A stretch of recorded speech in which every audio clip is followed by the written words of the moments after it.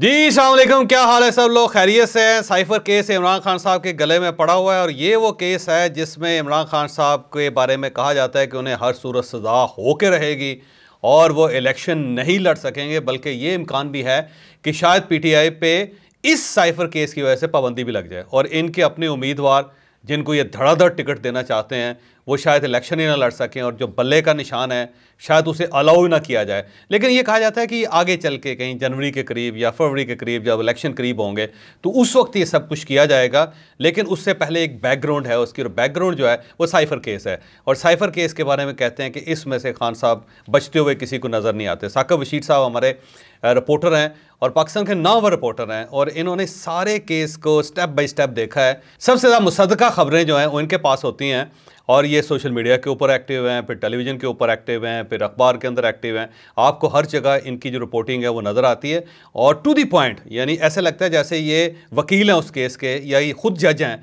कि सब कुछ इनके सामने हो रहा है। तो सारी चीज़ें हम साकिब रशीद साहब से पूछेंगे और आपको ये बताएंगे कि अब उस केस के अंदर हो क्या रहा है, गवाह कितने भुगते हैं, मज़ीद गवाह कितने हैं और जो मज़ीद गवाह हैं उनमें कौन कौन लोग हैं, जज साहब का रवैया क्या है, इमरान खान साहब कोर्ट के अंदर कैसे आते हैं और क्या वो ब्रेक हुए हैं या पहले से ज़्यादा मजबूत हैं, जेल के अंदर उनके हालात के, ये सारी चीज़ें जो है साकिब साहब से पूछेंगे। तो साकिब साहब आप बताइए कि साइफर केस, थोड़ी सी बैकग्राउंड उसकी और अब ये किस लेवल पर केस फंसा हुआ है। पहली बात तो ये कि सर आपका बहुत शुक्रिया कि मैं जावेद चौधरी साहब हमारे सीनियर, हम देख देख के जर्नलिज्म में आए और सर के सामने बैठे हैं। आपका बहुत शुक्रिया, आपकी मेहरबानी। साइफर केस इस वक्त जो है वो 3 इसमें गवाह हो चुके हैं और जो रोज़ा हर पेशी पे 3 गवाह ये तय पाया है, प्रोसिक्यूशन और जो इमरान खान और शाह महमूद कुरैशी के वकला के दरमियान। तो अभी जुमे को समाअत होनी है। इस केस में टाइम फ्रेम जो है वो बज़ाहिर तो हमें लगता है कि अगर 3 गवाह हर जो है वो पेशी पे हों और एक हफ्ते में मंगल और जुमे को समाअत हुआ करेगी, ये भी तय पाया। तो इस तरह तो अगर अंदाज़ा लगाया जाए तो 2 माह में ये केस जो है वो कंक्लूड हो सकता है। यानी कि एक हफ्ते में 6 गवाह भुगत जाएंगे। जी, भुगत सकते हैं। लेकिन आज 28 गवाह आज जो है FIA के जो प्रोसिक्यूटर थे, स्पेशल प्रोसिक्यूटर, उन्होंने कहा कि हमें तो 15-20 दिन चाहिए और मैक्सिमम अगर हाई कोर्ट जो है हमें 1 महीना दे तो हम जो है वो पूरा केस जो है उसको ट्रायल कर देंगे। और उसमें लगता भी यही है कि बज़ाहिर 28 गवाह हैं तो 28 में से कुछ तो वो निकाल देंगे, तकरीबन 20 या 22 गवाह जो है उनकी स्टेटमेंट्स होनी है और उन पे जरा होनी है। तो केस बुनियादी तौर पर अब अपने ट्रैक पे आ रहा है, लेकिन इसमें थोड़ा सा ट्विस्ट जो है वो बज़ाहिर लग रहा है कि आने को है। वो ये है कि अभी तक जेल ट्रायल हो रहा है। जेल ट्रायल में सिर्फ प्रोसिक्यूशन के वकला, इमरान खान, शाह महमूद कुरैशी के वकला और जज साहब होते हैं। 12 या 14 लोग होते हैं। मीडिया नहीं होता, पब्लिक नहीं होती। फैमिलीज जो है, शाह महमूद कुरैशी की जो बेटी थी उन्होंने बहुत कोशिश की कि वो मौजूद हों, जज साहब ने इजाज़त नहीं दी। लेकिन कल भी इस्लामाबाद हाई कोर्ट के 2 मेंबर बेंच है, उन्होंने भी कहा और आज चीफ जस्टिस ने भी यही कहा। उन्होंने कहा एक तो आप जो ये ट्रायल की जो अमारत खड़ी कर रहे हैं वो इस तरह खड़ी ना करें कि कल जो है इस तरह बिखर जाए कि पता भी ना चले। और दूसरा उन्होंने कहा कि इंसाफ जो है वो ना सिर्फ हो बल्कि होता हुआ नजर आना चाहिए। तो ये आज चीफ मेरा ख्याल है मीडिया को शायद अलाउ कर दें या वकील को उस तरफ जा रहा है कि आप, बल्कि उन्होंने ये भी कहा था कि जो जेल की सलाखों के पीछे आप ट्रायल करेंगे तो उसको मानेगा कौन। तो इसलिए बज़ाहिर ऐसे लगता है कि ट्विस्ट इसमें अब ये आने लगा है कि ये अब ओपन ट्रायल शायद हो जाए, पब्लिक और मीडिया को, खास तौर पर मीडिया को एक्सेस हो जाए।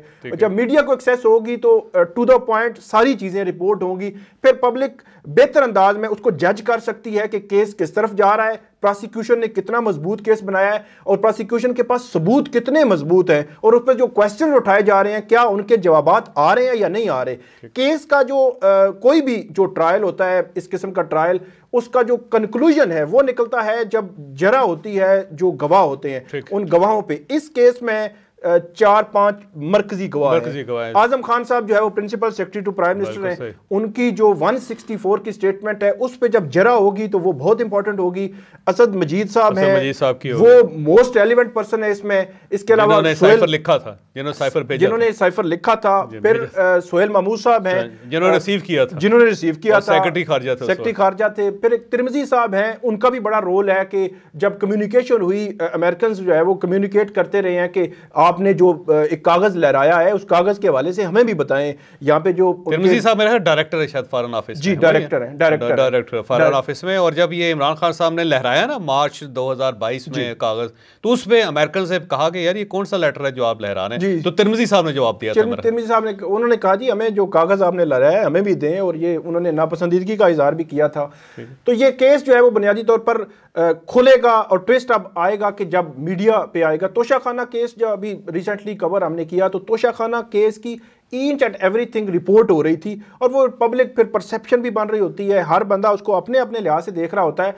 लेकिन मेरा ख्याल है कि शफाफियत इसी में ही है, और ओपन किया जाए और जो प्रोसिक्यूशन है, मतलब FIA के जो प्रोसिक्यूटर्स हैं, मेरा ये ख्याल है कि वो भी काफ़ी हद तक इसमें जो है वो रजामंदी उनकी आई है, आज भी आई है और आइंदा भी लग रहा है कि वो भी इस पे रजामंद है कि ठीक है ओपन कर दें, कि इतना अगर ओपन एंड शट केस है, सबूत भी हैं, गवाह भी हैं, ईच एंड एवरीथिंग है, और इमरान खान को सजा भी हो सकती है, तो उसको अगर ओपन कर दिया जाए तो उसमें कोई हर्ज नहीं। अच्छा, ये लिमिटेड ओपन करेंगे या ओपन कंप्लीटली ओपन करेंगे? इसमें दो किस्म की राय जो है चल रही है। एक तो वो ये कहा गया था कि इमरान खान साहब को सिक्योरिटी की वजह से वहाँ नहीं लाया जा सकता जुडिशल कॉम्प्लेक्स में, अगरचे वो सिक्योरिटी का भी एक बड़ा अजीब सा इशू है कि जब इमरान खान बाहर थे तो ये सिक्योरिटी का उनकी जानिब से कहा जाता था कि हमें सिक्योरिटी के मसाइल हैं, तो इस्लामाबाद की इंतजामिया और पुलिस कहती थी कि कोई सिक्योरिटी का मसला नहीं, हम फुल पूरी सिक्योरिटी देंगे, और वो आते भी थे बाज हियरिंग्स पे। अब जब वो अंदर गए हैं तो ये कहते हैं कि सिक्योरिटी का मसला नहीं है, आप उनको कोर्ट में पेश करें, तो इंतजामिया और IG और पुलिस कहती है कि नहीं सिक्योरिटी के इश्यूज हैं, इवन बल्कि सिक्योरिटी का इशू है, लेकिन वो बदल गए, इधर से उधर चला गया, उधर से इधर चला गया। और उसमें सेशन कोर्ट ने बुलाया, फिर इलेक्शन कमीशन ने बुलाया, अभी बहरहाल सुप्रीम कोर्ट में जो नैब तरमीम का केस है उसमें अगरचे इमरान खान साहब को ये एक ऑफर थी कि वो वकील भी अपना जो है पेश करा सकते हैं, लेकिन उन्होंने कहा कि हो सकता है 5 अगस्त के बाद इमरान खान साहब पहली दफ़ा वो भी पब्लिक में आना चाहें, तो उन्होंने कहा है कि सुप्रीम कोर्ट के उस लेटर के जवाब में कि मैं इन पर्सन जो है वो आना चाहता हूं, आप अरेंजमेंट करें। तो अब हो सकता है सुप्रीम कोर्ट इस हवाले से जो है वो आगे चले। तो जो आपने पूछा, ये 2 किस्म की राय हैं। एक तो ये है कि सिक्योरिटी का इशू बताया गया है कि इमरान खान साहब को जब जुडिशल कॉम्प्लेक्स लाएंगे तो सिक्योरिटी के इशूज़ हैं, तो इस वजह से जेल ट्रायल हो रहा है। अगर अदालत ये कह रही थी कि अगर जेल ट्रायल भी आपने करना है तो उसमें आप बेशक लिमिटेड लेकिन एक्सेस पब्लिक की मीन के अगर फैमिली आना चाहे या जर्नलिस्ट वहाँ पे जाना चाहें तो वो एक्सेस जो है वो लिमिटेड बहरहाल होनी चाहिए ताकि फेयरनेस बरकरार रहे। इसमें जो बुनियादी पॉइंट है जिसके इर्द गिर्द हाई कोर्ट भी आजकल घूम रही है। ठीक, अच्छा ये बताएं कि टोटल गवाह शायद 28 हैं जो फहरिस्त हैं, उनमें से हमारा ख्याल ये है कि कुछ गवाहों को ड्रॉप कर दिया जाए, शायद कोई 8, 9 या 10 गवाह ड्रॉप हो जाएं, तो फिर ये कोई 18 रह जाएं या 19 रह जाएं या 20 गवाह रह जाएं। अब इनमें से 3 भुगते हैं अभी तक, आपका ख्याल ये 3 कौन से लोग हैं जो भुगते हैं अभी? इसमें जो 3 गवाह हैं, ये एक है नोमान है, इमरान साजिद हैं और शमून। ये तीनों गवाह फॉरेन ऑफिस के अफसरान हैं, और ये तीनों जो जब साइफर आता है कोडेड फॉर्म में तो उसको डी कोड करके तो आगे उसको किस किस को भेजना है, वो बुनियादी तौर पर 5 कॉपीज़ जो है बनती हैं। जो ओरिजिनल फॉर्म में होता है साइफर वो फॉरेन ऑफिस में ही रह जाता है, उसकी 5 कॉपीज़ बनती हैं, एक आर्मी चीफ के लिए, एक DGISI के लिए, एक प्राइम मिनिस्टर के लिए, 2 और हैं। तो ये 5 कॉपीज़ डिस्ट्रीब्यूट होती हैं, और जिस जिसको ये कॉपी जाती है उस पर जब अमल दरामद हो जाए या उस पर पॉलिसी जो भी बनानी है एग्जेक्टिव ने वो बना लेते हैं, तो उसके बाद ये 5 वापस आते हैं फॉरेन ऑफिस में और फॉरेन ऑफिस इनको डिस्पोज ऑफ कर देता है, लेकिन ओरिजिनल जो है वो फॉरेन ऑफिस में मौजूद रहता है। तो यहाँ पे जो 3 गवाह हैं, इन तीनों गवाहों ने अपनी स्टेटमेंट्स जो है वो दे दी हैं, लेकिन इन तीनों की स्टेटमेंट्स जो है उस पर जो इमरान खान के वकील हैं सलमान सफदर, उन्होंने एक जो है वो ऑब्जेक्शन रेज किया, क्योंकि अंदर हम नहीं थे तो बाहर निकल के मेरी बात भी उनसे, तो उन्होंने ऑब्जेक्शन ये उठाया कि उन्होंने कहा कि कुछ क्वेश्चंस ऐसे उठाए गए उनके सामने, तो उन्होंने मैक्सिमम क्वेश्चंस पे कहा कि ये भी सीक्रेट है, ये भी सीक्रेट है, ये भी सीक्रेट है। उन्होंने कहा अगर हर चीज़ ही सीक्रेट है तो आप साइफर भी, जो साइफर की कॉपी है वो भी सामने नहीं लाएंगे कि जिसके इर्द गिर्द पूरा केस घूमता है कि इस किस्म के जो क्रिमिनल के मैटर्स हैं फौजदारी के, उसमें अगरचे ये एक सीक्रेट डॉक्यूमेंट है लेकिन कोर्ट जो है वो देखना चाहे वो देख भी सकती है, लेकिन वो अगर पूरे इस चालान में मौजूद नहीं होगा तो ये केस में मेरा ख्याल ये है कि शायद कमज़ोर भी करे। तो उन्होंने कहा कि हर चीज़ अगर सीक्रेट ही आपने रखनी है तो फिर ट्रायल किस चीज़ का कर रहे हैं। तो ये एक बुनियादी जो चीज़ जो है इन 3 गवाहों के जो स्टेटमेंट्स हुई हैं उनमें जवाबात और उसके बाद जो उनका इतराज़ सामने आया है उसमें ये सामने आई है कि हर चीज़ ही सीक्रेट। अच्छा, अब ये फरमाइए कि वो 3 वो लोग हैं जो साइफर विंग के अंदर काम करते हैं, जिनको साइफर मिला, जिन्होंने उसको ट्रांसक्राइब किया और उसकी 5 कापीज़ बनाई, 5 कापीज़ बना के भेज दी और उसके बाद वो कापीज़ वापस आई इनके पास और फिर ये गवाही दे रहे हैं कि उनमें से 4 कापीज़ ऐसी हैं जो हमारे पास आ गई, जिसको हमने डिस्पोज ऑफ कर दिया और 1 कापी जो है वो नहीं आई। ऐसा ही है जी, बिल्कुल इसी तरह। और वो जो कापी नहीं है वो प्राइम मिनिस्टर की कापी जी, उसमें जो एलिगेशन है प्रोसिक्यूशन का वो ये है कि प्राइम मिनिस्टर के पास कॉपी गई, उन्होंने जो वापस भेजनी थी वो वापस नहीं की और वो कॉपी जो है वो इतलात ये हैं कि उन्होंने जो रिटेन की थी वो एक तो गुम हो गई। इस पे जो इमरान खान साहब हैं उन पे 3-4 सेक्शंस, एक तो सेक्शन 5 है, वो सेक्शन 5 लगी है ऑफिशियल सीक्रेट एक्ट की। सेक्शन 5 में दो किस्म की उसमें अलग अलग कैटेगराइज किया गया है। एक तो जो साइफर को उन्होंने रिटेन किया, फिर साइफर को उन्होंने जो है वो वापस नहीं किया और उसको मिसयूज किया और अनऑथराइज्ड पर्सन तक उन्होंने पहुंचाया साइफर को जो वो नहीं कर सकते थे। तो वो एक तो उसका ये बनता है कि जिसमें सज़ा जो है वो 2 साल है। अगर ये सारा पोर्शन जो है वो साबित हो जाए तो इमरान खान साहब को 2 साल सज़ा हो सकती है। लेकिन इसका दूसरा जो इफेक्ट है वो बहुत इंपॉर्टेंट भी है और वो ज़्यादा उनके लिए खतरनाक है। वो ये है कि उसमें 14 साल सज़ा या सज़ाए मौत है।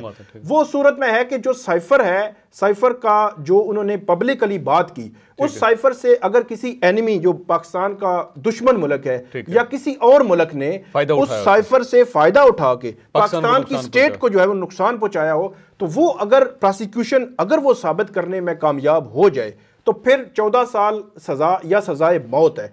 तो इसमें अभी तक की जो मैंने सारे डॉक्यूमेंट्स देखे हैं इंटरनली, तो ये एक चीज़ अगरचे इमरान खान के वकील कहते हैं कि रिटेन हमने की, वो जो आया साइफर हमारे पास, लेकिन उसकी जो रखवाली करनी थी वो करनी थी आज़म खान साहब। तो आज़म खान साहब जो है वो कहते हैं गवाह बन गए हैं, तो वो तो प्रिंसिपल सेक्रेटरी थे।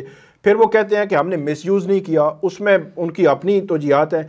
लेकिन सबसे इंपॉर्टेंट और सबसे जो बड़ी बात हो रही है वो 14 साल सज़ा और सज़ाए मौत वाले उस सेक्शन से मुतल्लिक है कि क्या प्रोसिक्यूशन ये साबित कर पाएगी। अभी तक के जो मैंने डॉक्यूमेंट्स देखे हैं उसमें एक ये जो अमेरिका की है, जो अमेरिका ने डायरेक्टली यहाँ ये कहा था, नापसंदीदगी का इजहार किया था जो तिरमिज़ी साहब को, बिल्कुल तिरमिज़ी साहब को, उनकी जो स्टेटमेंट है उसमें ये आया था।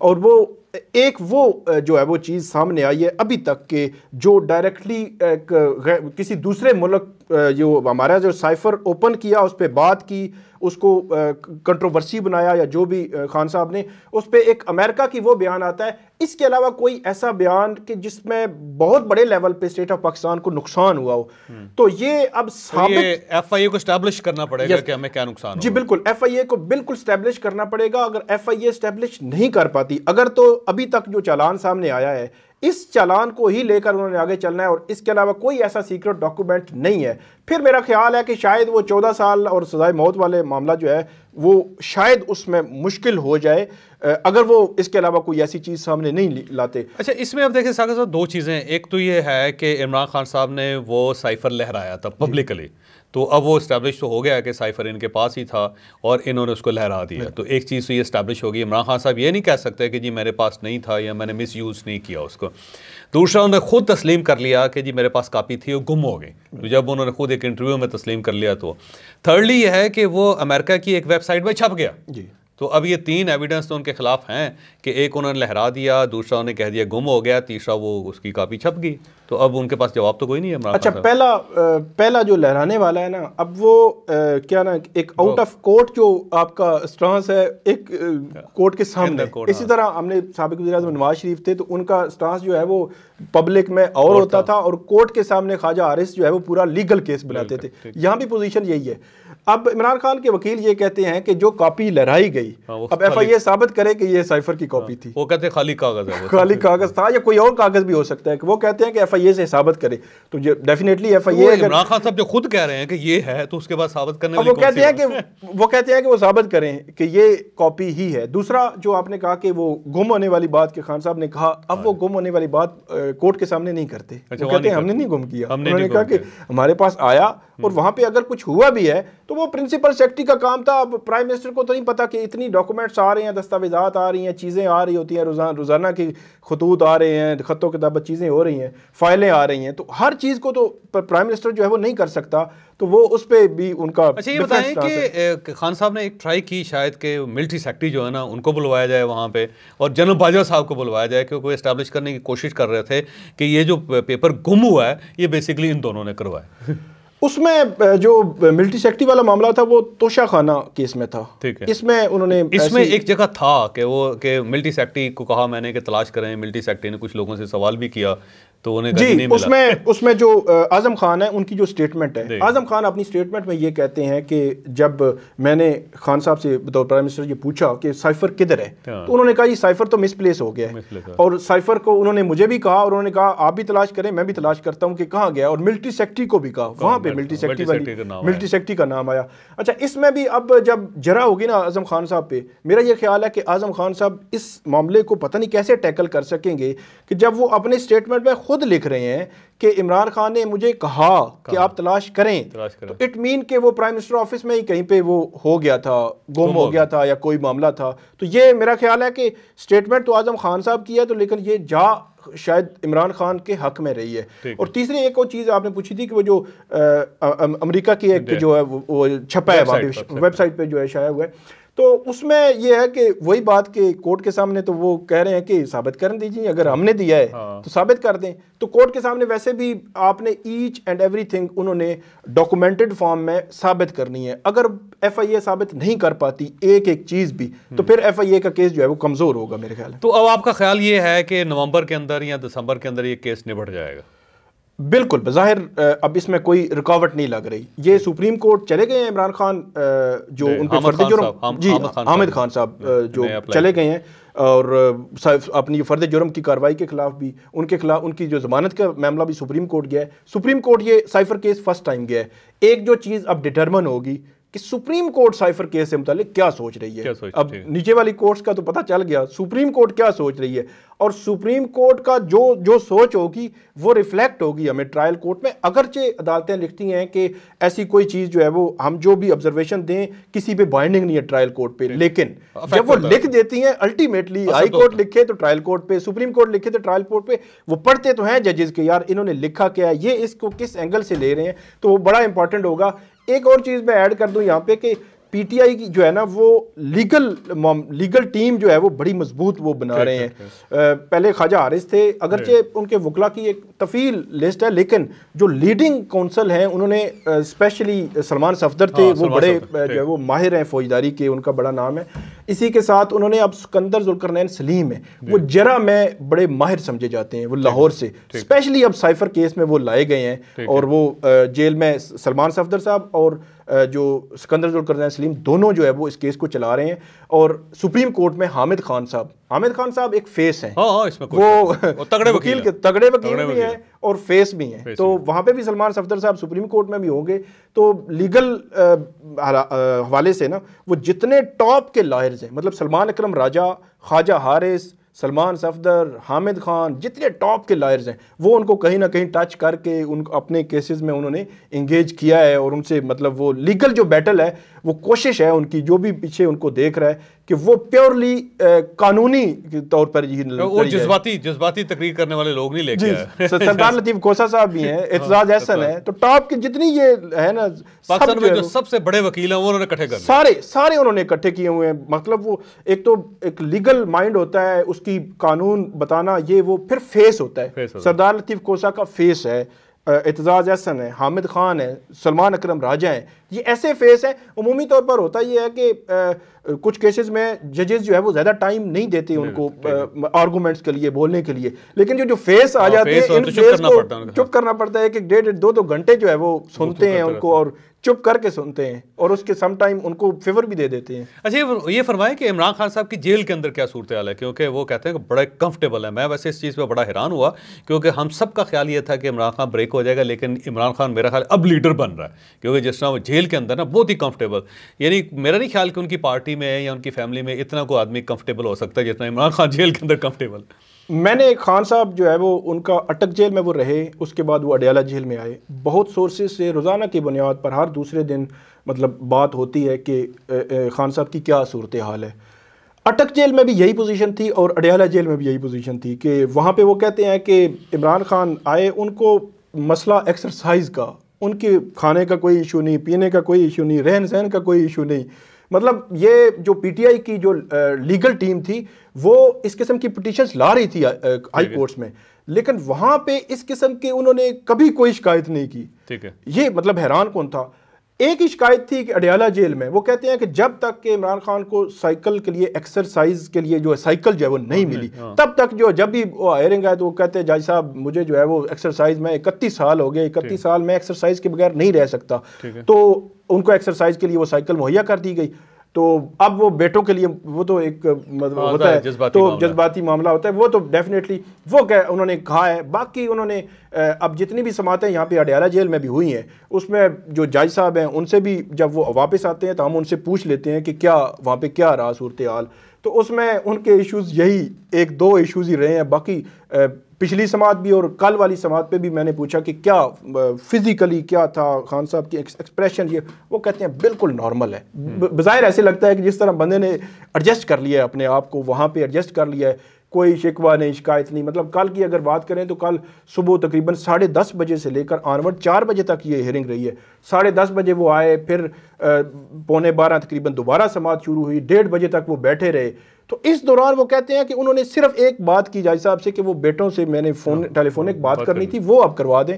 बाकी उन्होंने कोई बात नहीं की कि ट्रायल किस तरह चलाना है, किस तरह नहीं चलाना। वो कहते हैं वकीला के साथ डिस्कशन करके उनको सारा जो है वो बता देते हैं। बाकी पॉलिटिकली जो भी उन्होंने बयान, स्टेटमेंट्स, जो भी चीज़ें देनी होती हैं वो अपने उनकी लीगल टीम है उनको बता देते हैं, वो निकल जाते हैं। लेकिन मेरे ख्याल में अटक के बाद अडयाला जेल में भी इमरान खान ने अपने आप को एडजस्ट कर लिया। यानी 2 ही उनके इश्यूज से, एक एक्सरसाइज इशू था और दूसरा बेटों से बात करने, बस 2 कंप्लेंट्स है, इसके अलावा कोई इमरान खान को कंप्लेन नहीं। तो ये मेरा ख्याल है एज ए लीडर वो इमर्ज कर रहा है। वैसे अगर ये इमरान खान 2-4 साल इस तरह निकाल गया तो वाकई लीडर बन जाएगा। 2-4 साल तो मेरे ख्याल में पता नहीं हम निकालते या नहीं, लेकिन इलेक्शन से पहले खान साहब बाहर आते नजर नहीं। इलेक्शन उनके बगैर ही होगा, इलेक्शन जो है उनके, मेरा ख्याल है पीटीआई के भी बगैर होगा। ये पीटीआई के बगैर वैसे मैं नहीं समझता। उसकी वजह यह है कि पीटीआई को बैन करना या बल्ले का निशान ख़त्म करना ये निगरान हुकूमत का मैंडेट ही नहीं है। लेकिन मतलब इसके अंदर एक दूसरा वर्जन भी है। दूसरा वर्जन बड़ा दिलचस्प है कि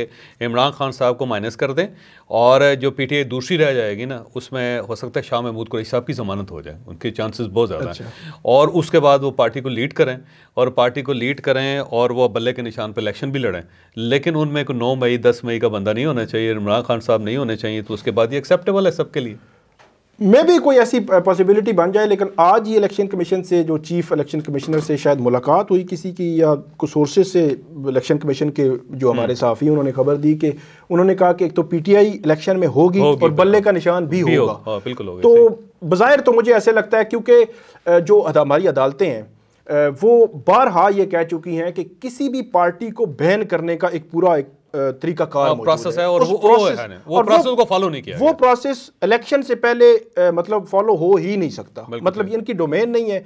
और बल्ले कर सकती, पिछली गवर्नमेंट कर सकती थी, ये गवर्नमेंट नहीं कर सकती। और दूसरा, बल्ले का निशान वापस लेना मेरा नहीं ख्याल कि जुडिशरी जो है वो ऐसा करने देगी। ठीक है, अगरचे जो उनको हो सकता है लेवल प्लेइंग फील्ड उनको शायद इलेक्शन तक ना मिले, लेकिन बल्ले का निशान रहेगा और पीटीआई इलेक्शन में रहेगी, मेरा ये रहेगी। और हो सकता है कुछ उम्मीदवार गायब भी हो जाएं या वो पार्टी छोड़ दें या अचानक टिकट वापस कर दें, लेकिन इसके बावजूद इलेक्शन जरूर होगा और पीटीआई इलेक्शन में भी होगी। और हो सकता है कि नहीं पीटीआई जिसको इमरान खान भी डिसोन कर दे कि मेरी पार्टी नहीं है। तो सागर साहब आपका बहुत बहुत शुक्रिया। मैं चाह रहा था कि जो साइफर केस के अंदर अपडेट्स हैं वो आपके साथ शेयर की जाएं, तो बहुत हद तक इन्होंने चीज़ें क्लियर कर दी हैं। बाकी जो केस आगे बढ़ता जाएगा इनको दोबारा हम तकलीफ देंगे। बहुत शुक्रिया आपका।